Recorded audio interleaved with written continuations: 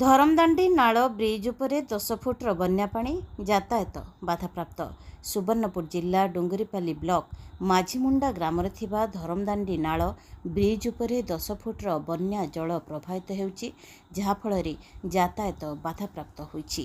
ଲଘୁଚାପ ଜନିତ ବର୍ଷା 5 ଦିନ ହେବ ଲାଗି ରହିଥିବାରୁ ଧରମଦାଣ୍ଡି ନାଳରେ ବନ୍ୟା ପାଣି ପ୍ରବାହିତ ହେବାରୁ ଅନେକ ଚାଷ ଜମି ବୁଡ଼ିଯିବା ସହିତ ଡୁଙ୍ଗୁରିପାଲିରୁ ଆଗଲପୁର ପଦମପୁର ଯିବା ରାସ୍ତା ବନ୍ଦ ହୋଇଯାଇଛି, ଯାହାଫଳରେ କରଲାଜୁରି, ଇଚ୍ଛାପୁର, କନ୍ଧୁମୁଣ୍ଡା, ଚମ୍ପାଡୁଲି, ଡୁମେରପାଲି ପ୍ରଭୃତି ଗ୍ରାମ ଦୈନନ୍ଦିନ ଯିବା ଆସିବା ଲାଗି ରହିଥାଏ, ଯାହାକି ଡୁଙ୍ଗୁରିପାଲି ବ୍ଲକ ହେଡକ୍ୱାର୍ଟର, ଡାକ୍ତରଖାନା, ବ୍ଲକ, ତହସିଲ ବିଭିନ୍ନ ସହରକୁ ଯିବା ପାଇଁ ଏହି ବ୍ରିଜ୍ ଦେଇ ଯିବା ଆସିବା ହୋଇଥାଏ। ପ୍ରତ୍ୟେକ ବର୍ଷା ଋତୁରେ ଏଭଳି ଅସୁବିଧା ହେଉଛି।